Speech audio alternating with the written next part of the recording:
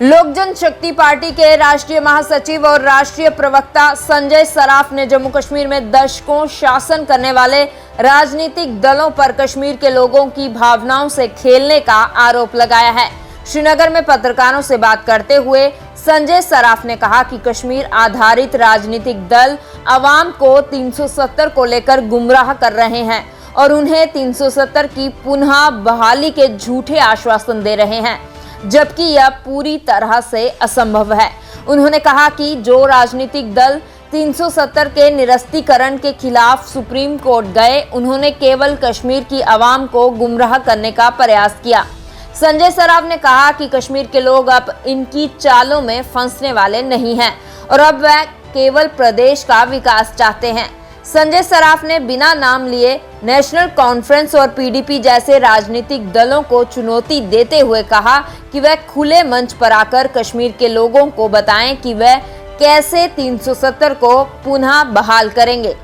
National conference PDP की बात करें, उन्होंने ग्राउंड जीरो पर काम नहीं किया है। उन्होंने एक्सप्लॉयटेशन ऑफ कॉमन मैन किया है 370-35 से। वो आज भी बोल रहे हैं अगर आप कहीं पर जाएंगे हमें जिताओ, हम आपको कहां से लाएंगे भाई? आपको 555 में 273 एमपी चाहिए, उसके बाद लोकसभा के बाद राज्यसभा में आपके पास कहीं है नहीं, कुछ है नहीं। उसके पास ऑनरेबल प्रेसिडेंट साहब पति है, तो बचा कुछ था तो वो सुप्रीम कोर्ट से आपने ठप्पा लगवा दिया। जब आप प्रिपेयर नहीं थे 370-35 के बारे में आपको नहीं पता थी, आप काहे को सुप्रीम कोर्ट चले गए? खाली झूठ का फलूदा, लोगों को धोखा देना। लोगों को डेवलपमेंट चाहिए, विकास चाहिए, रोजी रोटी चाहिए, अनएम्प्लॉयमेंट यूथ को, उसके लिए बात करें। हम सब उनके साथ में खड़े हैं, उनके पीछे खड़े रहेंगे, मैं मीडिया के माध्यम से बोलता हूं।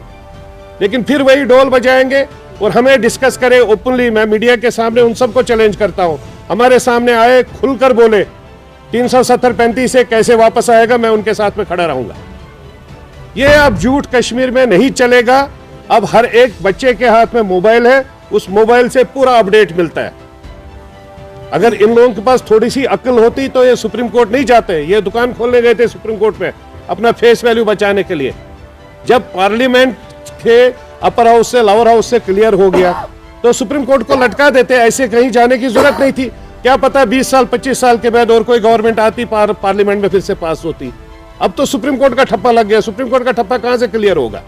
और नंबर 1। नंबर 2, जब आपके पास एब्सोल्यूट मेजॉरिटी, डॉक्टर फारूक साहब के पास 1996 में 2/3 मेजॉरिटी आ गई, मेजॉरिटी के माध्यम से उनको जिताया गया।